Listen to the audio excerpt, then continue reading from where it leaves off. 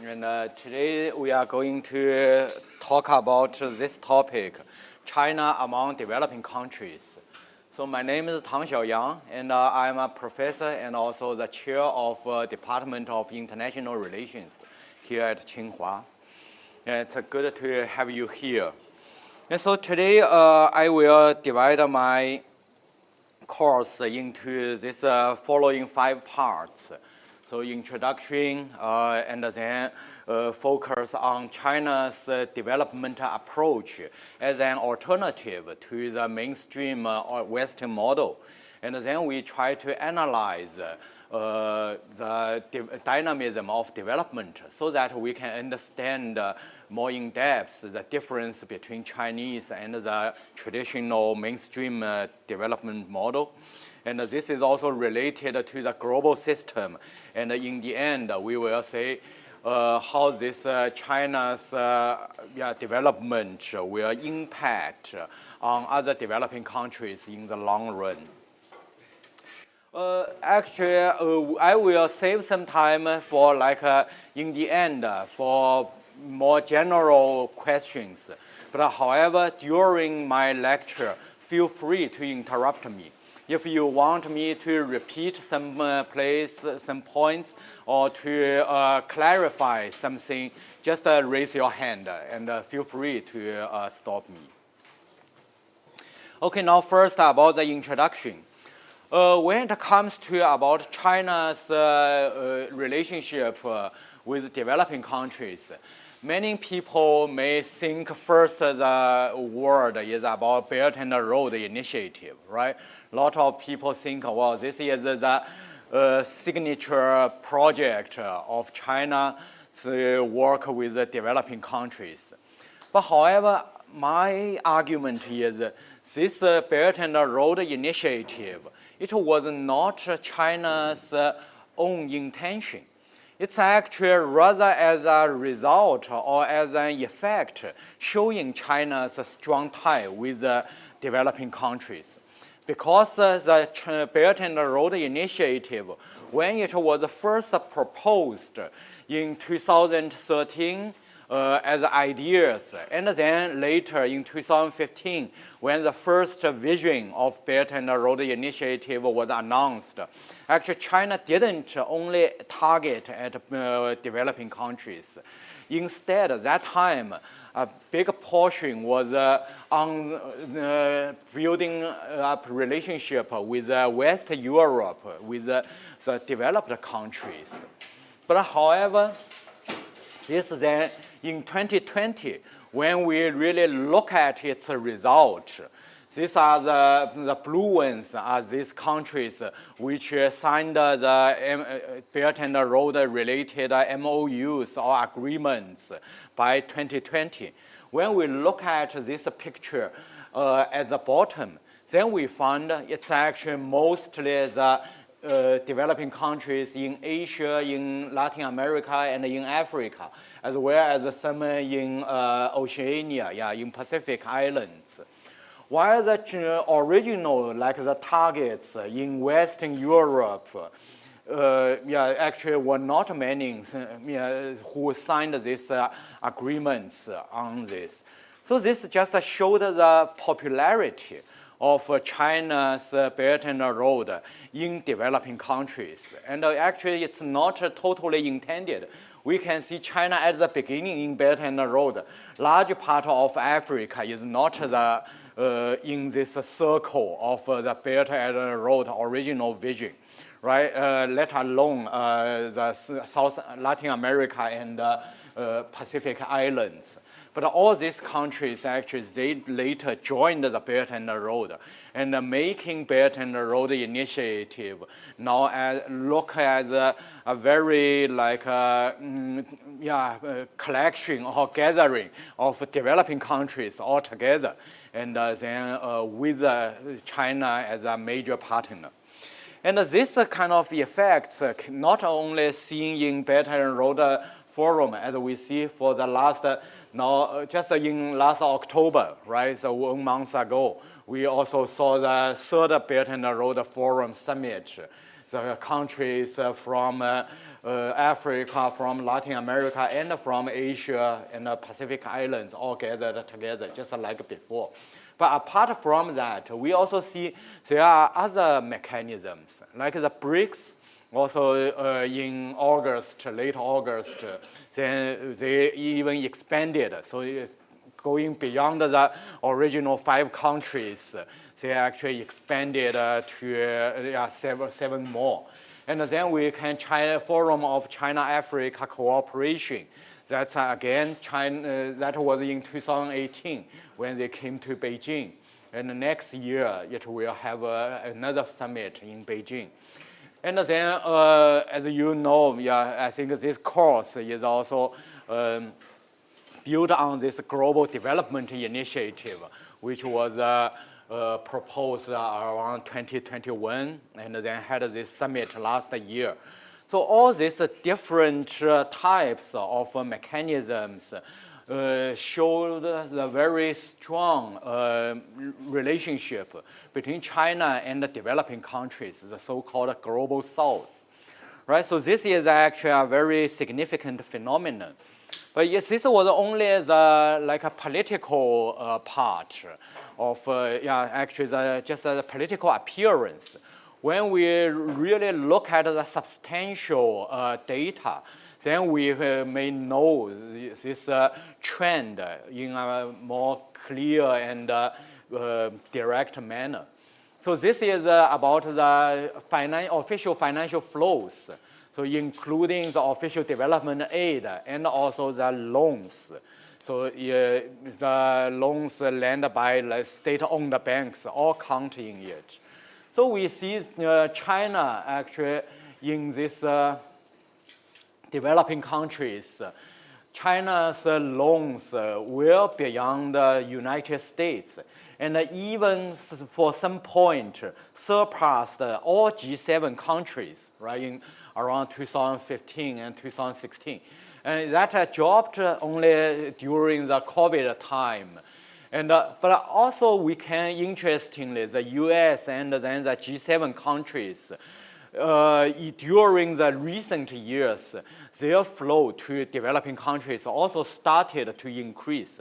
Actually, that's largely as a response to China's cooperation in developing countries. So that's often people said, that's because US and other G7 partners, they want to compete with China, and therefore then they increased their lending, their investment or aid to developing countries. And we will also see that more later in details. That's what we said. Actually, China's relationship with developing countries is not just about these bilateral ones. It actually shapes the world global structure in a quite profound manner. And then we also first see this trade and investment in this temporal from 1998 to 2018. So this 20 years, that was the rapidest development period before COVID. We saw China's trade with this, it's about low-income country and lower middle-income countries. So that's what we call, according to IMF standard, the developing countries in strict sense. So it's from like Salvador and Indonesia and below. Yes. And with these countries, which usually people call the poor countries, then China's trade actually increased 32 times during the 20 years. While China's trade volume with all the whole world grew just 12 times, right? So although this is also quite good because that's the period when China grew with greatest speed. But you can see at that period, actually China's trade and also investment with developing countries actually started already quite earlier. right? In that 2005, 2006, when people were still like thinking, oh, China is just as a large developing countries working with, and when China and the U.S. relationship was still in this honeymoon period, but China was already doing a lot in developing countries. It's not a new phenomenon. As we see the Belt and Road BRICS and like this global development initiative, this may look more intense during the past 10 years. But actually the real figure suggests this rapid change and the growth of the bilateral ties actually happened way before the political appearance. And then we look at the trade structure. We can see, in fact, China's trade with North America and Europe, it's no longer the central part. Even in Europe, like some of this Eastern Europe, this quite a few countries, they still like belong to this developing countries, this category in broad sense or strict sense. And while then China's trade with Asia and with North America, with other Latin America and then Africa, they actually now already the portion is larger than with North America and Europe.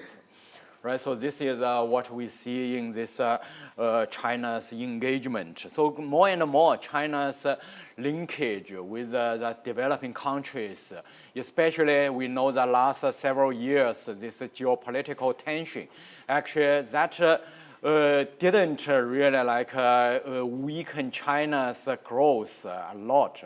That's mainly because China's basis is quite much on the developing countries now.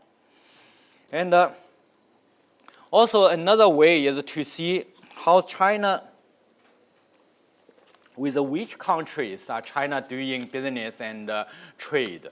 Actually, that's quite widely distributed, because we may hear from some media saying, Chinese just like to work with the so-called authoritarian government, and with like with corrupted government, but this is actually not true, because the China actually likes to work with the countries of all diverse types, very diverse types. So from here, like Vietnam, also socialist partner, but with India, which even sometimes China still has diplomatic issues or this along the border. And also with like Philippines, this even when China has sometimes this political, diplomatic issues, but that doesn't hinder China's relationship, especially this economic ties with them. So that's I think most recently, just last week, we know in Argentina, right, the new president Milei, and he came to power and said, I'm going to cut ties with China. But actually the Chinese foreign minister said, this is more like a media story. People like to exaggerate that. Actually, this situation happened not only one time. Actually, several years ago in Zambia. Yeah, so in this Zambia, it's actually even among one of China's top investment destinations. 2011, when the later President Sata was elected, he said some similar thing, or even more extremely. He said he was going to establish tie with Taiwan, and then cut a diplomatic relationship with Beijing. But in the end, what happened? Then China and Zambia, actually their ties grow even stronger after 2011. Yeah, so China became Zambia's major investor. Right, so this is the media and this story and some like impressions.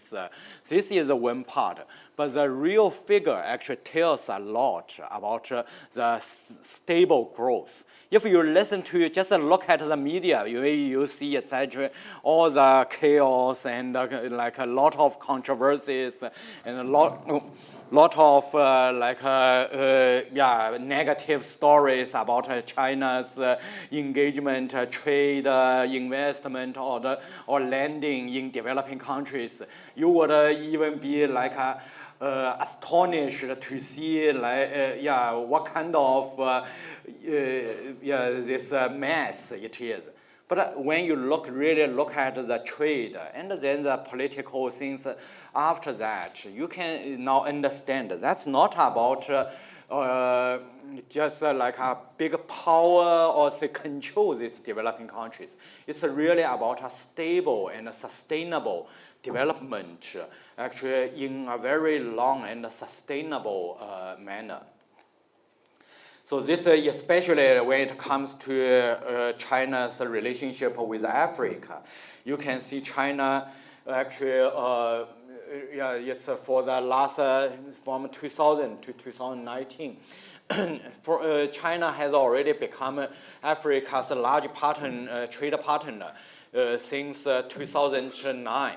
And China, since 2016, China's trade with Africa is larger than Africa's trade with the US, UK, and Japan, and France, all these four combined. Yeah, so that's correspond to what we saw in this lending, ODA, and OOF, right? China is actually sometimes more than all the G7 countries combined. So this actually gives you an idea how strong this tie is. And then China's contractors, that's mainly about the infrastructure. So we know because of what we saw, the trade, investment, lending, that's one part. But another part is this infrastructure, that's the construction market.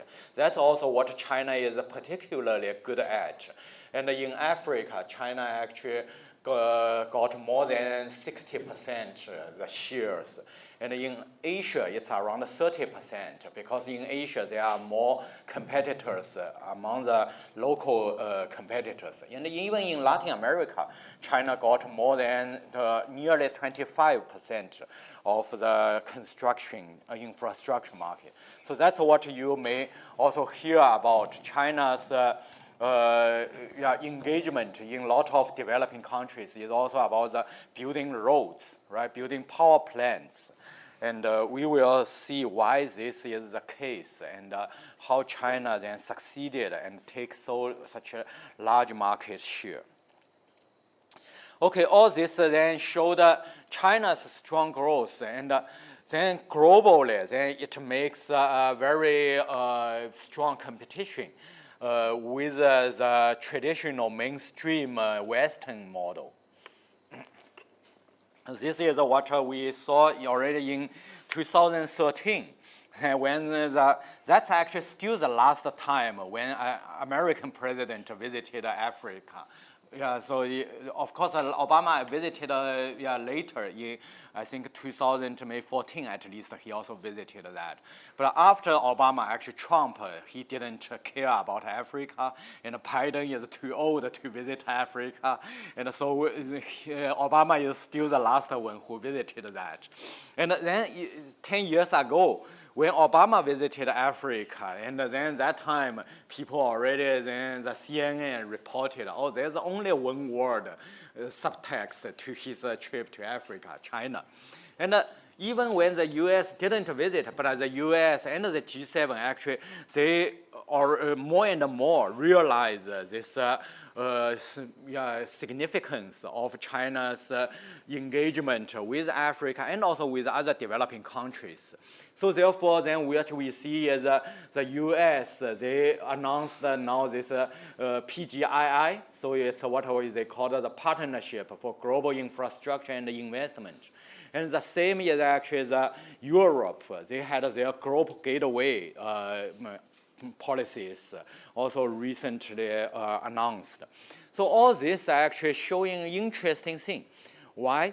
Because the US and like most of the G7 countries, they haven't provided lending or investment in infrastructure since the middle 1990s. Because since the middle 1990s, and according to their economists, they said the infrastructure should be delegated to the private sector. And then the state should liberalize this market and stay away from this infrastructure. So for more than 20, 30 years, the US no longer provide any infrastructure funding. But this all changed. And we know now it's mainly as a response to China, right? So it's not only the amount actually aid and funding amount for developing countries, for Africa rise, but even this modality also then actually, ironically, actually, in order to compete with China, the Western actually changed their modality and to fit into that China, to really in line with the Chinese model. So this comes to the story of how the Chinese model sometimes dubbed as like a Beijing consensus, and versus the Washington consensus. I think the Washington consensus is actually quite well known. That's in the later 1980s and early 1990s. And the Washington-based institution, like IMF, World Bank, also Inter-American Bank, and then of course the USAID. These institutes, the economists there, then they had some like a common consensus, saying we need to liberalize the market and private a lot of companies, and should be a small government and mainly a free market across the board. And so that was the Washington consensus. It was quite influential for almost 20 years. But then the China's growth and also China's impact on the world. It's on developing countries, but also on the developed countries actually changed a lot, these opinions. But let's see just on developed countries, we know actually the Trumpism and this lot of protectionism, they recently emerged, right, this populism. That's another story. But let's see what the developing countries, they see this China model. So they said, what they see is China's model, they just mainly used as a comparison. They said, oh, neither Europe or American aid delivers sustainable development. Then Chinese aid mainly promotes trade and investment. That's Paul Kagame, the Rwanda president. So this is what we see, actually, the China's trade, like more than all the US, UK, France, Japan combined, right? And investment grows so fast. And then Abdoulaye Wade, the Senegalese president, he also said, oh, China's approach to our needs is simply better adapted than the slow and sometimes patronizing post-colonial approach of European investors, donor organizations, and NGOs. So this just shows how China is faster, and also this more equality instead of this patronizing attitude. And then Arroyo, the former Philippines president, although China actually has sometimes issues with the Philippines in the maritime discussion, but actually both sides, they still have very strong tie and deep understanding with each other.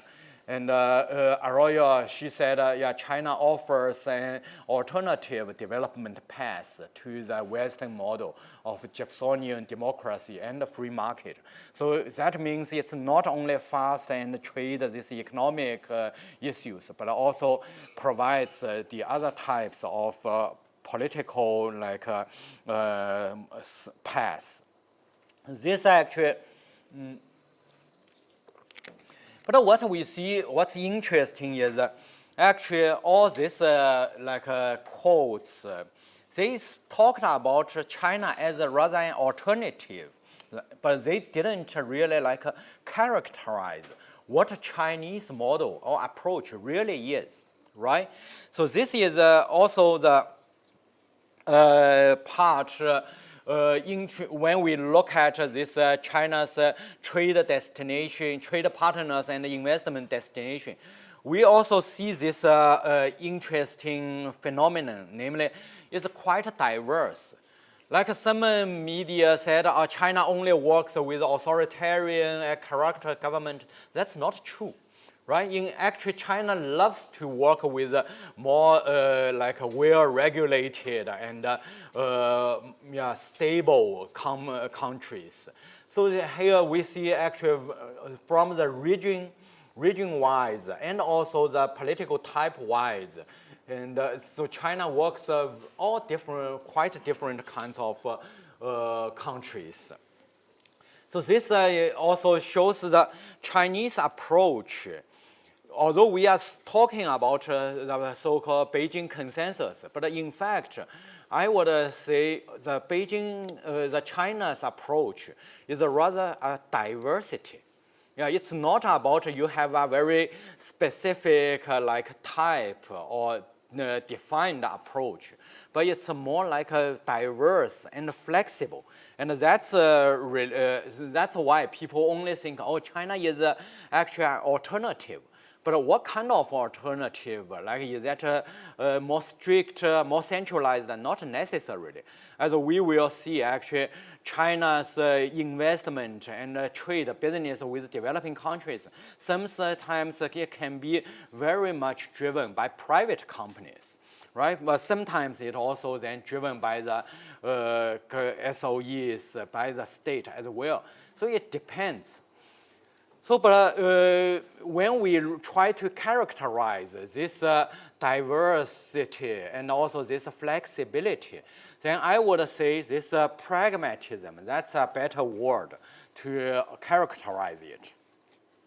So, namely, so for China, the key point of working with developing countries as well as with developed countries, a large part is about trade, investment, right? As we see. But however, not only that, but I will also then later also explain why this trade and economic.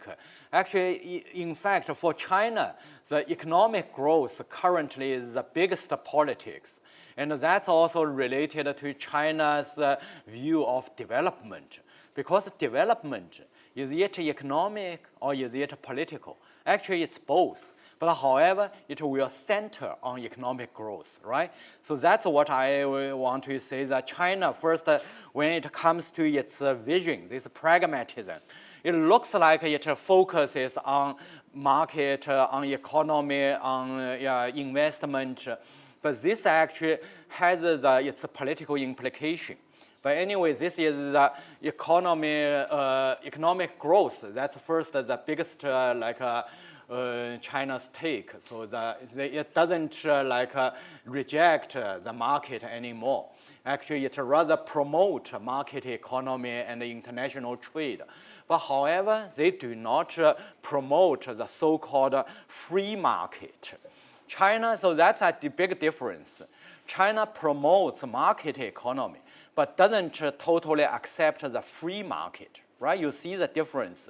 China, because of the so-called free market, we can examine it. First, the so-called free market, it's more like defined by the Washington Consensus, by this neoliberalism, right? It's a theoretical model. And in fact, this theoretical model has a lot of assumptions, actually more from the Western history and the Western theories.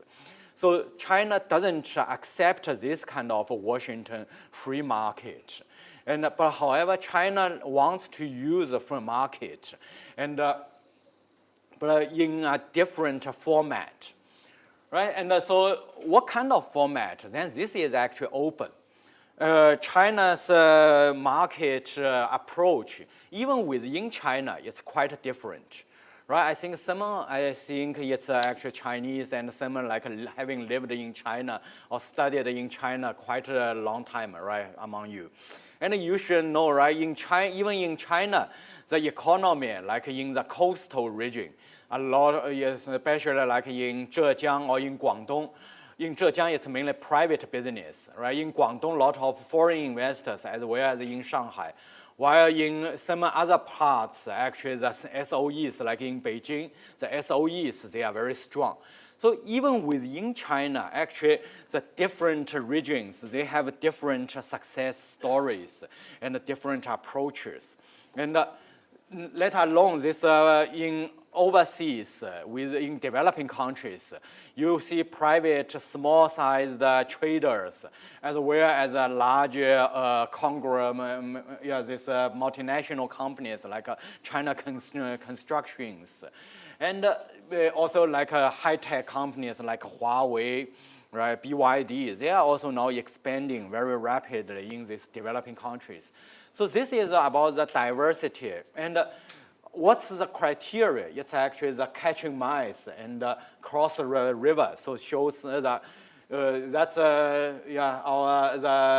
chief like architect of China's reform, Deng Xiaoping. His two famous saying, I think probably most of you have known it, right? No matter black cat or white cat, when you catch mice, that's a good catch.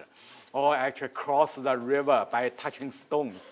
Right, so here you can see it's just about the goal, the development and the economic growth as a goal. This is clear. And then the approach is quite open and flexible. Right, that's consistent within China as well as in overseas, the same. But so the pragmatism, so this China's pragmatism simply leaves the path to open and then relies a lot on individual experiment and diverse activities. So that's what I say. Actually, when you talk about Beijing consensus, there's not really a consensus. Yeah, it's more about to have this target-oriented instead of the path-oriented. So in this sense, I just in this connection, we can see the real difference between China and the Washington model is actually they have the common target. We can say largely quite a common target, namely for development to promote economic growth. Even this Washington-based economists, they have the same goal, right, as well as China. So actually, that's why both sides, on that part, they have a lot of common interests. But however, the Washington economists, they always say, oh, please do the privatization. Please follow these rules, follow these conditions. Then you will achieve that goal. Then China said, no, actually, according to our experience, this is not really the case. Actually, for most countries, they should experiment their own path. So that's also why China also always insists that every country should have its own path, right, according to its own conditions. But so that's why China actually also do not impose these conditions on other countries, and rather leave it open, and but have the goal and to persuade them all to together to work on development and growth.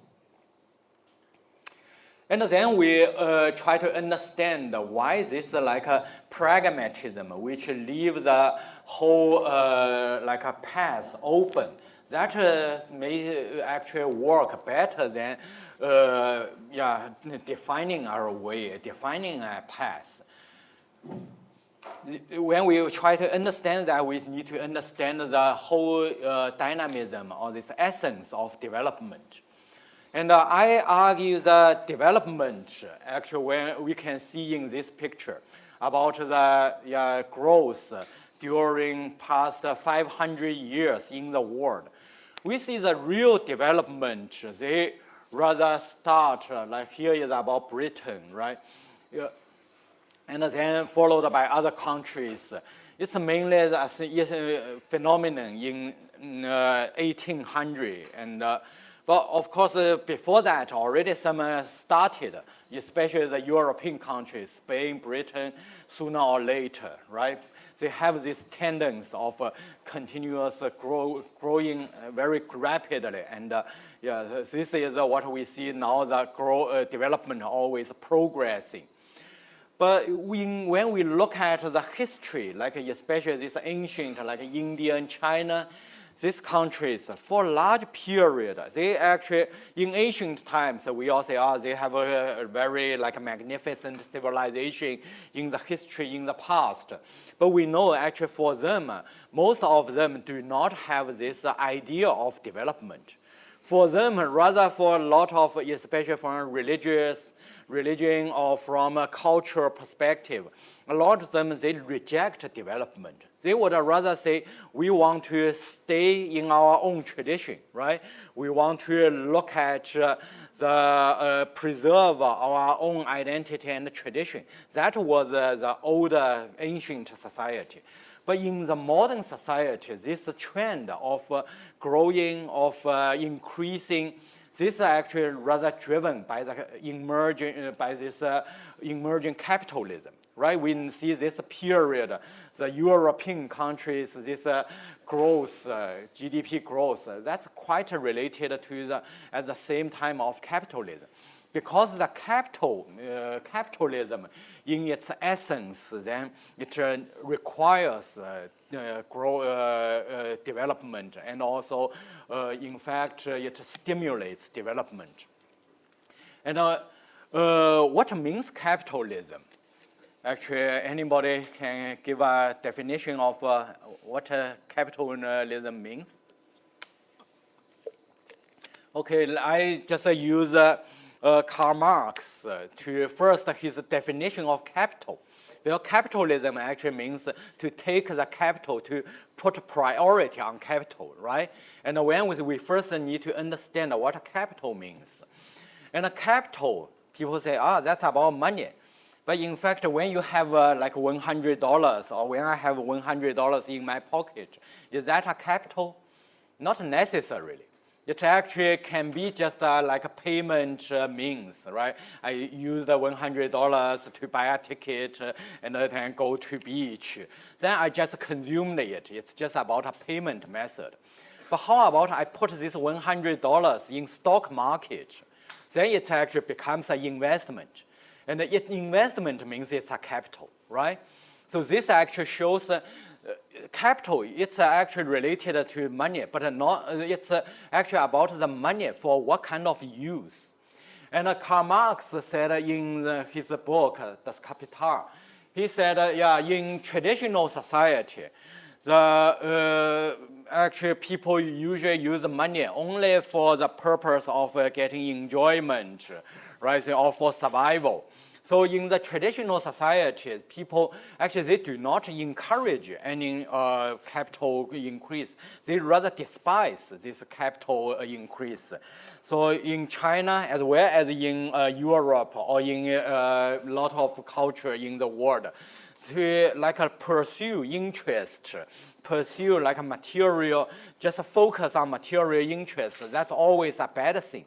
People rather like to think about to have focus on spiritual values. So therefore, for them, when you just exchange, have a house, have something to food, that's enough.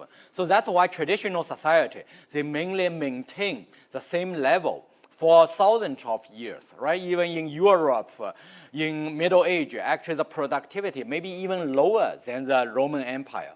In China, the same. In Yuan Dynasty, very likely the productivity is lower than the Tang Dynasty, or even than the Han Dynasty. So that was the case in traditional society. But in capitalism, since people actually started to say capital is a good thing, right? So that's about the value change. That's why it's called capitalism, because the capital increase becomes a very important value. Then it's here, the C refers to commodity, M refers to money. So in capitalism, that's first about capital. What means capital? It means when you invest 100, you do not just want to get $100 back, right? Otherwise, you don't need to invest. But you invest 100, you always want a 120 or 150 or even better $1,000 back, right? So this is about why there's always a prime on the second part. It's always about M prime. That's about the surplus value or the profit. So you always want more, and that makes the money becomes the capital. But how can you make more money? Actually, sometimes you can lend to people and get interest. That's actually called financial capital. That also works, but most of the times it's through trade.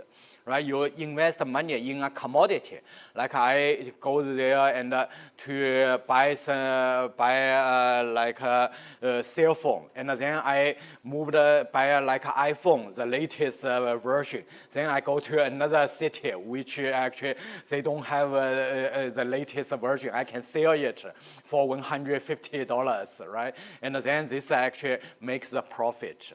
Right, so this is M to C, it's invest or sometimes produce. And the C to M prime, that's about the sales and to get more money. Right, so this is actually how the capital you get. And then when you get $150 or $200, do you feel enough? Often you do not feel enough. You want even more, right? And like Elon Musk has now 100 billion. Does he feel enough? Apparently, he doesn't look very satisfied, right? He always wants more. So therefore, then this is about the capitalism. It's interesting part, very different from the traditional society. Because traditional society, as we said, for them, often when you get like a survival and also when you get a comfortable life, you feel that's quite good. I have a big house, I have a good family. That's enough, right? You don't really like want to continue. I want 3, 4 good families. That doesn't make sense, right? And but for capitalism, you can always pursue endless values, right? There's a 100 billion, 200 billion. And sometimes even when this person, it's himself, said, oh, I have enough, I don't want more, work more. But actually your competitors will drive for more, right? So that's actually about the capitalism. They will always pursue this surplus and the profit increase continuously. And actually the whole society actually even force this growth and development continuously and without a limit. Right, so that's the interesting thing which you can now understand why we see this growth actually almost comes the same time, just as with the capitalism. Because it's this social values. When they say, oh, I want with a society, want to pursue this profit growth, then actually they just continuously drive it. Sometimes because of war, it may have a dip, but they very quickly they will recover and go even further, right? While the traditional society, because they just don't have this motive to continuously grow. So that's what we see. This development, it's related to growth. It's about economic. First, it's about economic growth, right? It's about the business trade. But however, it's not only about business trade because it's a social value. Yeah, it's at the same time actually social value. The society, they actually started to value capital increase. And it has this special characteristic of growing endlessly. And then for this, after this, we can also see another important part, namely about sustainability. So today, people say sustainable development. People often relate it to like environment, but environment just is one part of the sustainability. Actually, sustainable development first is about the economic ones. That's what we see when you have the production and this consumption or sales. They need to make a link, right? So these two need to actually make a link so that you can continue this capital increase. And that's exactly the failure of the previous planned economy, right? This Soviet style or the pre-reform Chinese style. For them, they only know this stress the production side, but they didn't pay attention to this consumption and the sales side, and they didn't even have market. So that when they produce a lot of things, but they do not sell, and then people have no interest or no motivation to produce it anymore. And then you will have either the production for decades long, the same products, or you have a lot of unsaleable products. And after this market, they form this, then you also have the income, to avoid income polarization, right?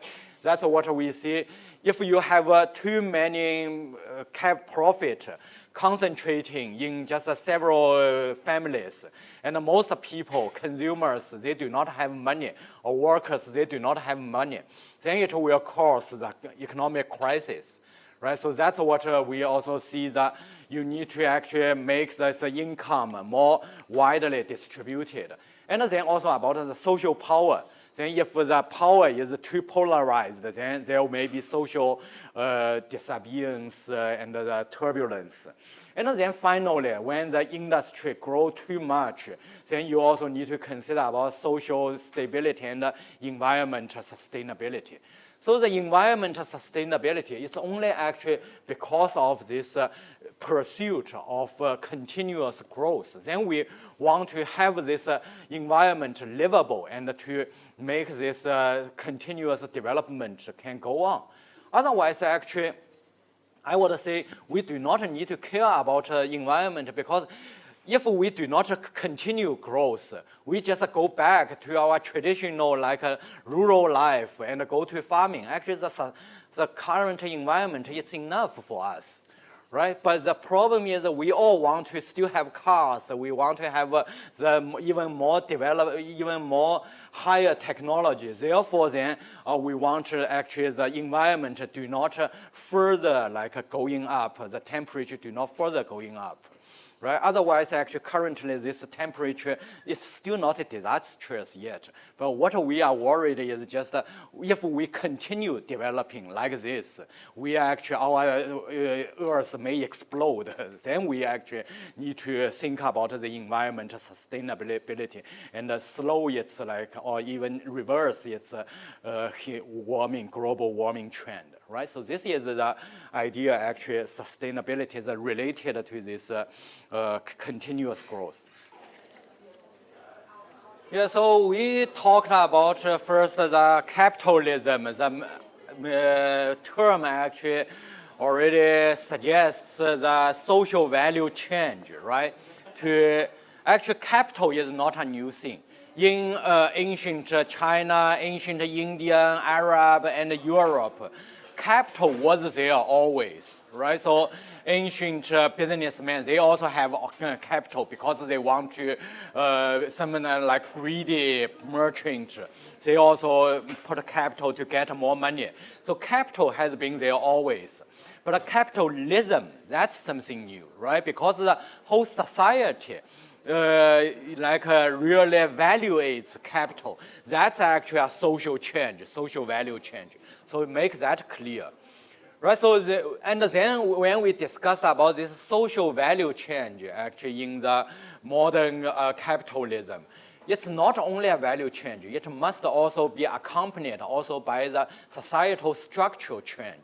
Actually, often this social value change and the societal structure, they come hand in hand. And why? Because that's related how you can get this capital growth. Right, the capital growth, mostly you need to get it from the productivity growth.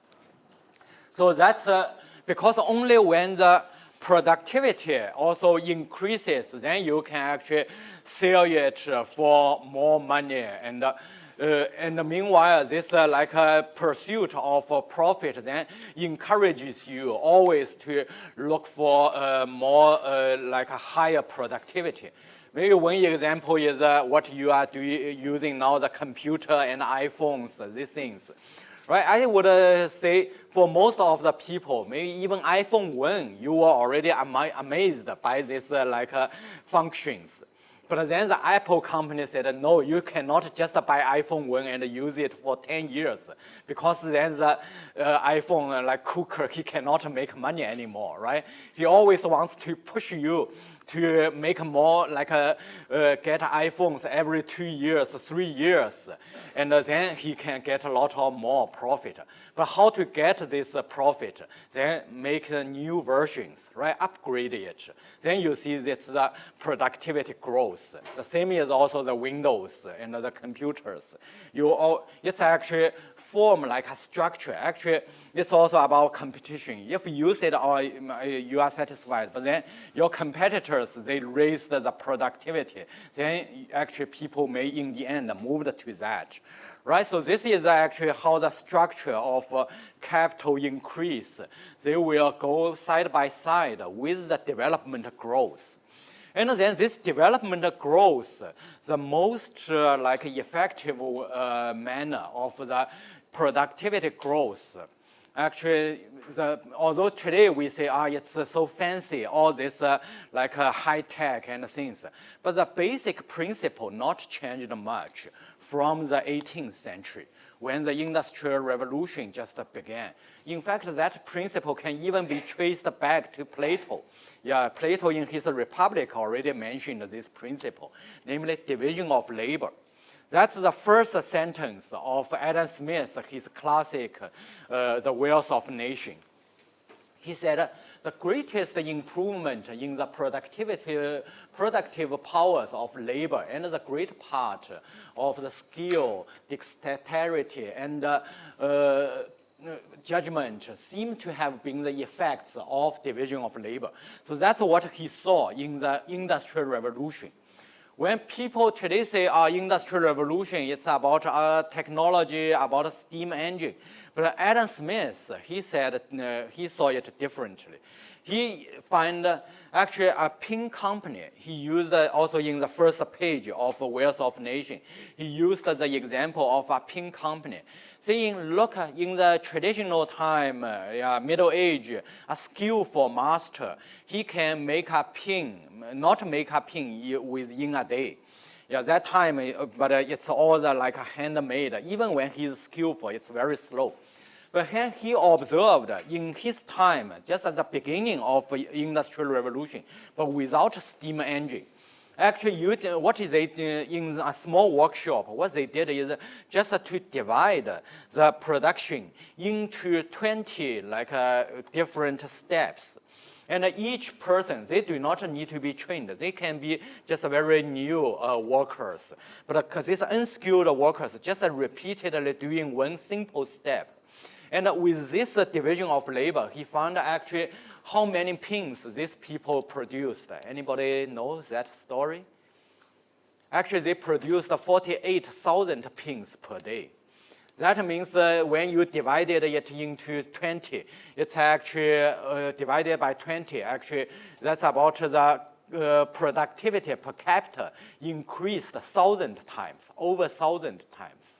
Right, so this is actually the real explosive power of division of productivity growth. And as to like machinery, steam engine, and now this new tech, they can be employed only when the division of labor is done. Because the machinery, they always very simple, right?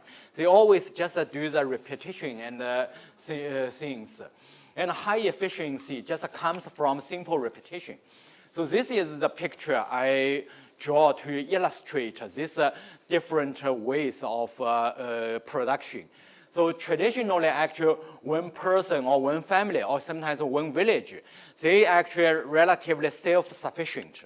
According to some historians, in the like pre-modern times, maybe a village, like a farmer, his 95% of his life needs can be satisfied by his own village, right?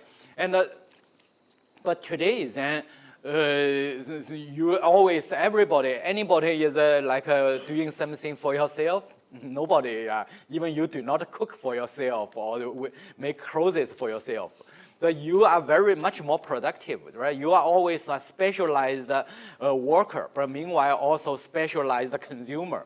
So this is the structure of the modern society. So this industrialized, we also call it developed society. So it with this highly specialized industrialization, but at the same time, you need a mass distribution, need the market. Otherwise, you have 48,000 pins per day produced by them. Without market, then you actually cannot get that back into profit, right? So therefore, the industrialization and the market, they come hand in hand, and which is different from this subsistence farming and the handicraft in the traditional times. And not only industry, but even like the agriculture, it's the same, right? So this is not only about the industry sector. Even the advanced economy, their agriculture sector should do the same. Previously, it's subsistence farming. And now in the picture in the bottom, you see they only produce banana, but then the productivity is much higher, right? And this, as I said, this is not just the case 200 years ago or 400 years ago. Actually, I took this picture, I think 2016 in Ethiopia. So very recent pictures. And as you can see, the same thing is happening still in developing countries. And among them, you can see this is the one person like workshop.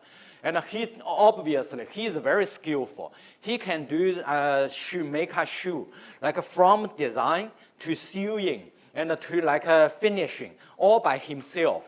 But his productivity is also very low. Maybe not even a whole week, he cannot make a very good shoe.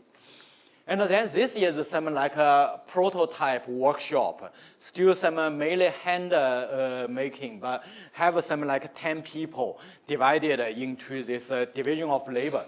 So the productivity a little bit higher. And this was a Chinese shoe factory investment. And I actually interviewed all these local workers. They said they didn't make shoe before. And unlike this one has been making shoes for his whole life, right? These people, they said, oh, I actually studied like accounting before I came. I got trained only 3 days, and now I come to do the sewing machine. Why? It's very simple. You just need to do the repetition, very simple job. So I always tell the people, yeah, if you say, oh, the local people are not trained, that's actually not a big challenge. The critical point is whether you can build up this division of labor in to organize this work. This is more important. But you see, because of this division of labor as a whole team, this Chinese factory actually can produce world-class shoes and over 1 million millions of shoes per year. Right, so this is about the industrialization of developing countries and the development. It's a social structure change, the division of labor plus the market expansion. And the whole story, even in high-tech sector, that's the same. but they even more complicated, right? You see this multi-level, in-depth cooperation.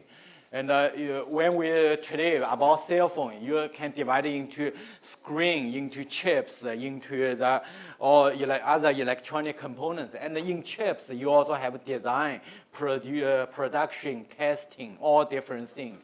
And this is actually like a level 1 supplier of Apple company. You already have so many. And in each level 1 supplier, they will have several, like dozens of level 2 supplier and more, right? And yeah, so this is the picture of wide division of labor, and then the mass market. That's so important for the whole development and for modernization. And now we come to the political implication of this. Here we just said from economy, the development, first it's an economic term, right? But it has this social value and also social structure change. Now we are coming to the political consequence. Any questions? Any questions? Yeah. Now the political consequence is actually, although it's division of labor, but not everybody is equal in that. As we see the whole value chain, it's some players in the value chain, they got more money and are more powerful. So the first up there, the IND, that's called smiling curve. Actually, I think the business major or someone like economics major, they should know that, right? People always say that in that one, then the value added, which parts in the value chain, they got more value, more profit. It's the research and the design, or the brand and the finance. Usually they got more like profit. Sometimes can as high as like 500% or even more. And while the machine processing, that's what, like they said, need to be relocated because that's a lower end. So that's what we saw now in the US, and only the financial people and then the Google and this engineers, they actually got a lot of money. But actually in the major manufacturing, either they still like the blue collar, very low margin and wage, or they actually even relocated overseas, right? But that's actually the rich man's part is about the smiling curve. And I added this, it's called unsmiling curve. That's about the poor man's curve. Because even in the machine processing, when I go to these developing countries, then I find the machine processing, like what we just saw in this shoe companies. Actually, this if you have a machine, that's still a quite a good thing for developing countries.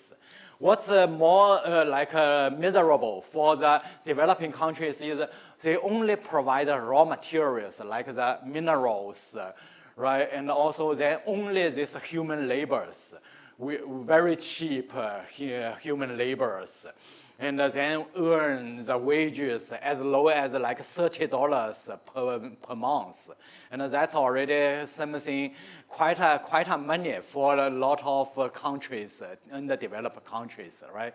$1 per day, that's the UN like a standard for poverty. Today, I think in the last several years, a little bit higher. But still, for a lot of countries, this kind of job was still very hard to find. And that's about the difference, right? You can see, although all of them, they need to work together, but actually there's a big difference, big gap between the power and between the profitability. And that's about the interdependence. Although we say, oh, they are interdependent, but meanwhile they compete each other. The R&D and the brand and the finance, they always try to get more profit, right? Take even more from the local machines, from this laborers. And there was a reason why they can do that, because they are like irreplaceable. Right? They have these core values, while others, they are like we call homogeneous or just like generic components. So they can be easily changed. And then they can only get very low part, very low values. So this then also created the power system. So that's what we see. Always the advanced economies, they always take R&D and brand this finance. So why we see the famous brands always in the advanced economies. And meanwhile, they are also the most powerful in the world. Right, the poor countries, they always relatively take low income and low profitability and usually very weak. So that's what the Marxism in their international theories, they argued the underdeveloped countries, they are exploited by developed countries and multinational enterprises. They see this as exploitation, as a capitalist, just exploitation. So that's why they said we need to destroy the capitalism, right? But the problem is, so that's what we see in the socialism in 1960s, 70s. They tried to create a modern production system without market, without capital pursuit. But the problem is that was not sustainable. What's the reason? Because they don't have this sales and consumption part. And then their productivity. So that's the tricky part in the socialism, because they are part of the modernization, but not with the market part. So therefore, they have the production part. They are also investment. So that's why they at the beginning can look pretty good. So I can tell you a story that North Korea was better than South Korea in the 1950s and the 1960s, right? And actually, but however, the North Korea today, when you go to North Korea, you still see a lot of things produced in 1960s. It's the same as Cuba, right? But Cuba, you can say, it's sanctioned. But North Korea, it's mainly it's about the self-imposed this closure.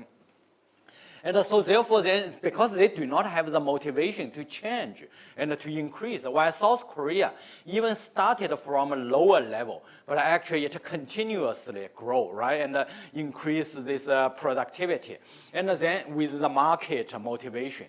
So that's why the Marxism, their theory, although they want to reject exploitation, reject capitalism, but that cannot be a feasible model in the current society. China, it's about a socialist, socialist market economy, right? So this is different from this orthodox Marxism.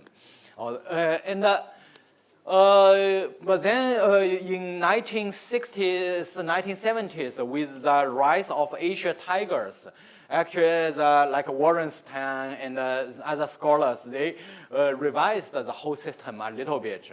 Seeing actually, we may see some movement between the periphery and the core economies. So there can be like a division of labor and core countries, semi-peripheral and peripheral countries, and they may interchange a little bit, but still there are this structure, hierarchy in the world, mainly because of this global division of labor. And especially then the developing countries, because of their colonial legacy, we see the infrastructure and their political legacy. In Africa, they actually suffered a lot and always staying in this lower part of the global power system and value chain. And now we come to the last part, then why China's rise may actually even change this structure. Because China, you see, it actually adopts the market economy and has this continuous growth. So that's what we see. China's productivity growth has been quite sustainably growing, right? So that's because China actually adopts this whole market, unlike this former Soviet and this planned economy. China fully adopts this whole market system. But however, China is not a capitalism. right? Should be clear. Although it's about market economy, but it's not the same as capitalism. Because in China, capital increase is not the most prioritized value. So that's why the free market is not a part of the Chinese ideology. Chinese ideology is actually, from its history, from its political ideas, it's still about a common prosperity or about national rejuvenation. This you can say it. But anyway, it's not just about market, about the money, about the profit, right? And so this actually may change a lot. And that's indeed also a part of China's success story. Because if you totally follow this capitalism, like a lot of countries which accepted this neoliberalism in the developing world, actually they did not really grow well. Because they are latecomers, and in this global market system, they are rather exploited by these powerful, existing powers, right? But China actually, its success exactly because China didn't accept all this market system.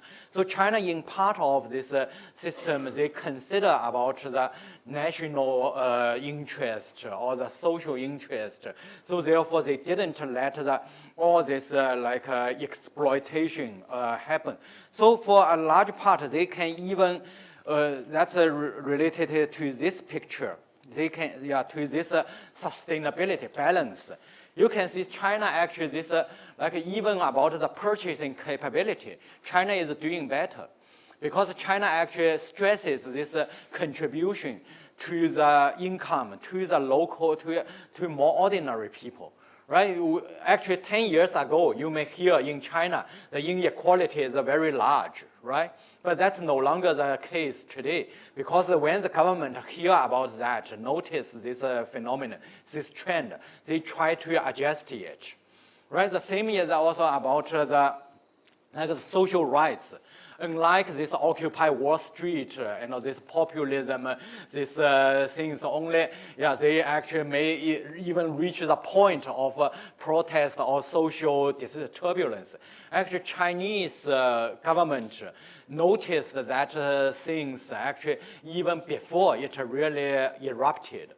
So although you say China doesn't allow this, doesn't have this a public protest, but actually a lot of things, they are solved. The government keep monitoring and this trends and try to solve it actually before it can really become a serious problem. So that's why actually the whole sustainable development, now China also pays a lot of attention to environment, right? Like the Beijing's smog is actually much better than 7-8 years ago. Right, so this is all about how China, in its model, actually think about this sustainable development in a more holistic and integral way. And that's China's success story. And also means China is not just about the capital pursuit, different from this traditional, this a modern Western model. So it's about the effective balancing and the sustainable growth to keep it growing. This is a model. And then with that, we see now the politics, social, and together with the economy, then we can see its implication here in this summary. So first, we see obviously China now stresses a lot on economy. And no matter in its domestic society and engagement or in the developing countries, a lot of things about economic trade, investment. But this economic growth is actually a consequence forced by the global capitalism, as well as a conscious choice of developing countries. How to understand that? Because China, I think here most of you know this story of China's like in the modern times was the first defeated in Opium War, was almost like half colonized, was defeated a lot by Japan, and then also in Cold War was kind of suppressed by Soviet Union, and then later bullied by Soviet Union and the U.S. By these great powers. So all this, so China actually realized that by and by, you need to have this sustainable productivity growth. And how to do that, and then China also gradually learned that you need to have this market, not only industrial, but also the market to keep it sustainable. So that's how China gradually actually find out the sustainable economic growth. That's not only about to pursue money, because in China, it's unlike the West, like Europe and the US, for them, why they have this modern system, it's because of this great voyage of this early, like the colonists in the new world, right? Because they like to encourage this pursuit of profit. Although you can say it's like Max Weber said, it's like sometimes as a religious duty to pursue the profit, but that's still about the to pursue the capitalism as their culture or spirit at that time. But in China, that's different. In China, actually, it's not about the pursuit of this capital itself, but it's about the national survival. Yeah, first it's national survival. You know, the Communist Party, its early mission, it's just about how to save China, right? And later it's about the national revitalization. And even today, it's a national renaissance, rejuvenation, right? These things.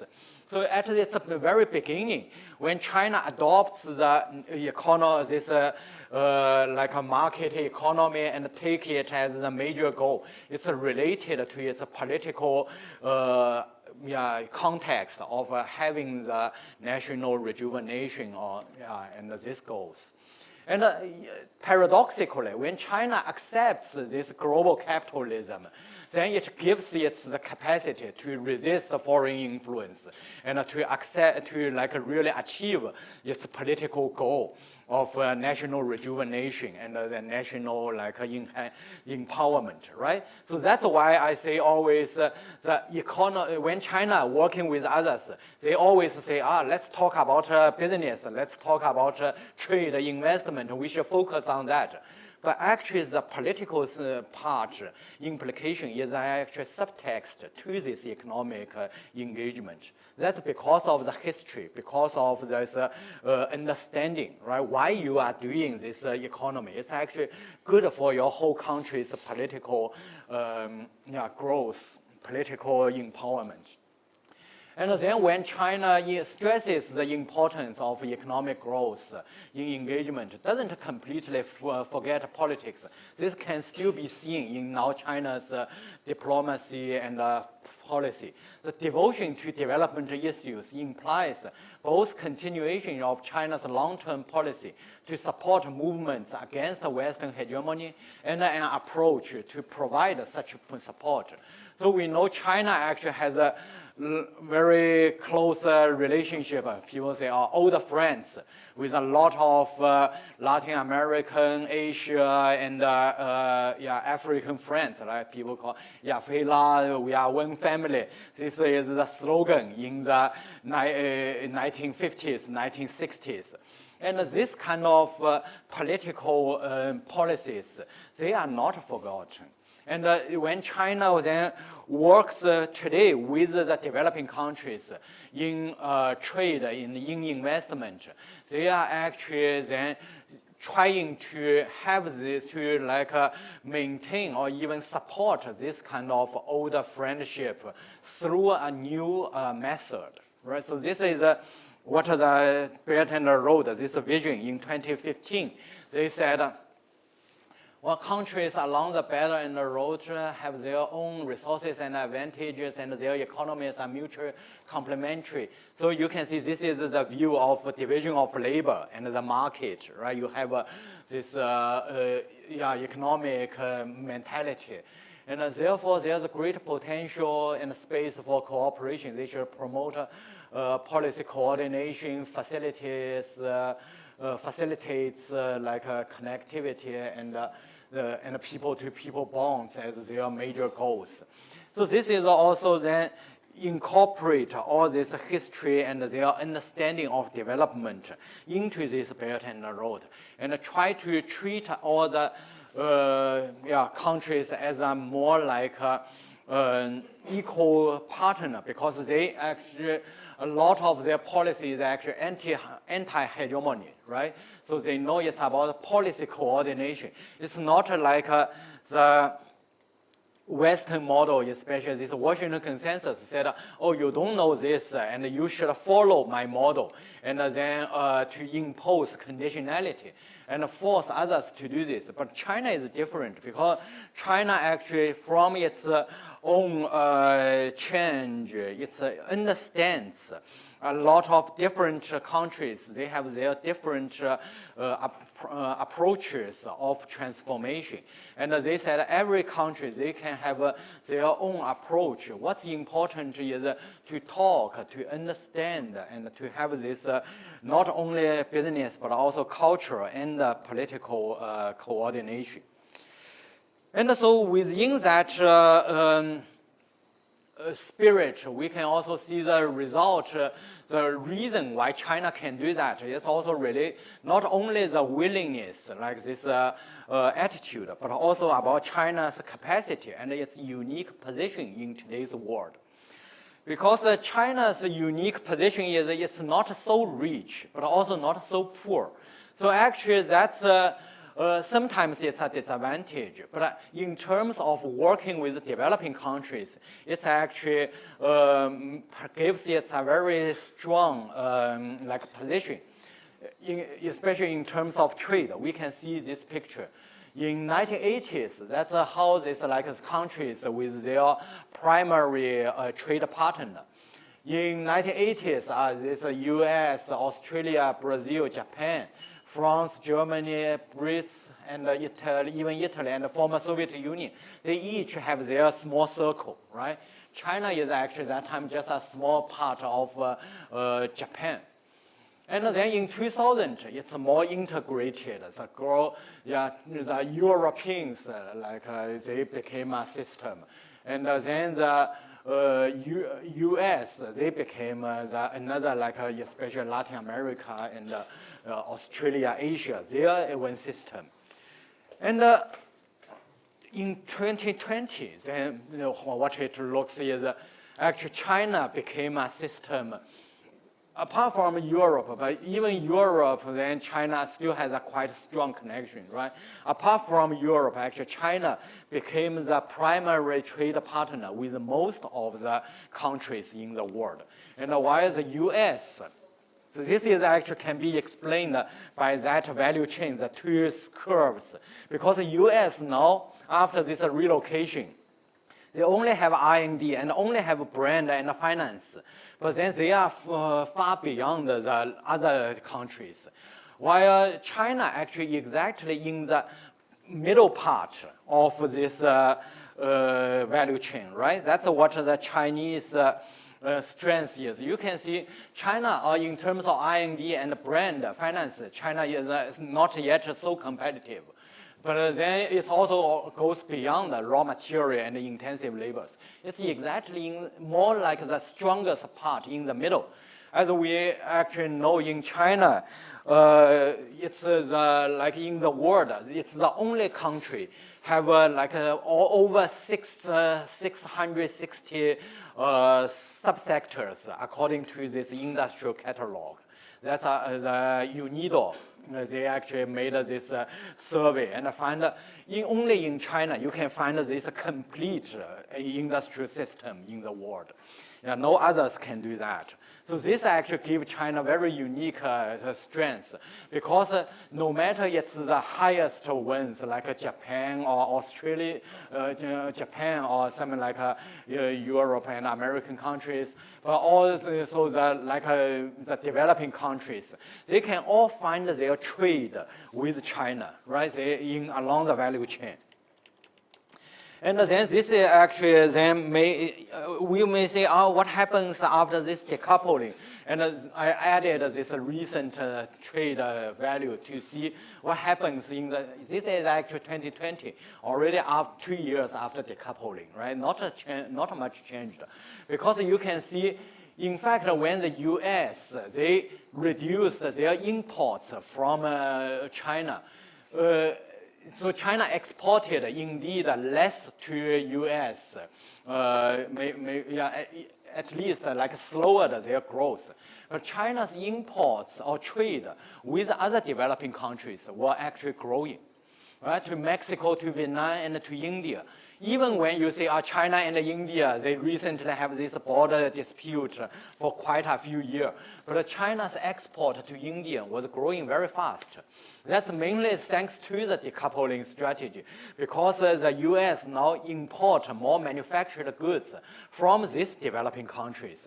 And China actually then, but these countries, they do not have complete industry system. So they have to import, again, more accessories and upstream materials, like components from China. So, right, so this actually even helped China to enhance its ties with the developing countries. So this actually also gives China's, we can see that China's power to work with the more developing countries. And one thing is the trade, it's still the major part, but together with trade, then you will see the investment and also this lending. Because the trade, and that's also related to the industrialization. We see this is all about the value chain in the industrialization, right? So this fluctuating coexistence, namely the political influence, they do not really change the whole global structure. Since every country in today's system, they still no matter its own capitalism, or those who are forced by capitalism to grow, they still all of them, they pursue the productivity growth, pursue economic growth. So that makes this growth structure still the same. People still need a division of labor, right? And so it's a short-term restructuring of global chain. Doesn't change long-term cooperation. As we see, actually, some of this decoupling even enhanced China's linkage with other developing countries. And here we also see this RCEP and this China also aims to join CPTPP, right? So, and then there's the BRICS and this South-South cooperation. Actually, this trend of trade between developing countries, and they are even enhancing, especially when China's relationship with the developed countries now came into question. And then furthermore, with this engagement with developing countries, then China even think more about changing the global structure. Because currently this power system, even when you see now the water system, it may move to hierarchy, to semaphore, but that's still largely a capitalist system, right? You have this polarization. That's actually a very important consequence or feature of capitalism. You always find the polarization. Because with this prime, with this profit seeking, the resources always concentrate into this capitalist, right? When you have more money, you will get more and more money, right? Because you are the investor, you will get more, right? So, but that's actually not in line with China's this original goal, or the Chinese party's original heart, right? With people, the 初心, original heart, namely their original mission is actually not to pursue this endless pursuit, not to be like this greedy for economic gains. China's its original heart is related to this independence, to the resistance against the hegemony, right? To this more, so that's about China's shared goals and shared missions with the developing countries. They all suffered from the colonialism, from this hegemony. So actually China is, you can see from BRICS, from the RCEP, actually, it's not really a very important principle about this peaceful coexistence principle. It still like sticks to the original this socialist movement, right? But it's just with a different approach or a method of achieving that goal. And it's about the market economy. So with that, then China also aims to change maybe the platform. Because currently, this platform like IMF or World Bank, the power system, they are still dominated by a lot of this advanced this power, core power, so-called core powers, and the older existing established powers. And China then, when it develops its own system, in the end, it will also change this global platform, and that's already, we see some signs of it. Okay, so that's just my lecture for this brief summary. Actually, this content can be extended to a whole semester, right? Some of you actually had my class for the whole semester. So this is just a very brief summary of the development principles and its dynamism within this 1.5 hours. So this is actually another way of seeing how China impacts the developing countries. I intentionally leave it as just an additional bonus if you do not ask. Because people say, China actually in Belt and Road lend so much money and cause like debt trap. But a lot of this, first it's misinformation, quite a lot, and also that's related to rather this impact on the existing system. Because what we see is China, let's use Africa as an example. China's lending to Africa, that's this red one. Although now you can see it's quite significant, but it's by far not the largest ones. It's just like the biggest among the bilateral lenders, right? So this blue one, that's other bilateral lenders. And China is almost as large as other bilateral lenders combined. That's the same as we saw, like over past the G7, right? Bigger than US, UK, and others combined. That's just because these other developed countries, they have little, they do not have so much to do with the developing countries. So China is as big as them. But however, then we see these others, the green ones is the World Bank, and this is like other multilateral ones. They are also bigger than China. But more importantly is this purple one. These are bond holders, and the orange one, they are commercial, other non-official. This is about commercial lenders. This clock is slower. So these are about other commercial lenders. So this is about actually the commercial lenders. They lend more money to Africa, but in general, it's still not so big. And when we see this interest payment, that's even more obvious. Because this gray one, that's all about the commercial bond. They count almost 60% of the low and middle income country interest expense. That's because this commercial lenders, bond holders, they charge higher in interest due to this market rules. And while China and these bilateral ones, their interest is even smaller than their loan portion. That's because when China lends, they actually think more about avoid this market fluctuation. So this is about China actually sees the problem. China's lending actually rather try to deviate from this market-based commercial lending.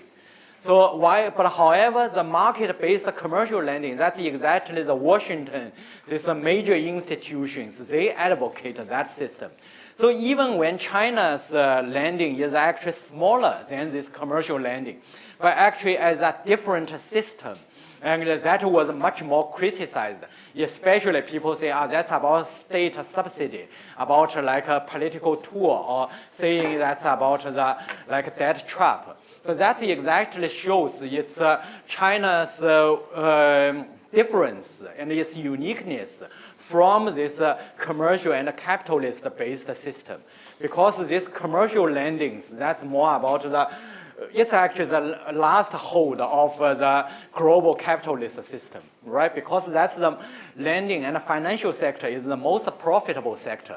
And China then, in this lending and also in this IMF and World Bank reform, China if really changes that part, that actually may eventually really change the whole global capitalist system for the last centuries. So this is actually something we may see because actually when it comes to this debt issues, we will see for the next 5-10 years, I believe this will continue. And this also related to the usage and circulation of RMB, right? So this will be some of the next story and very essential to the whole, in the end, this capitalist system and how it functions in the next century. Right, so we will see in the future. Yeah, but we are okay. So far, so good. Now, if you do not have questions, then let's just finish here. And hope you have a good evening. Yeah. Thank you.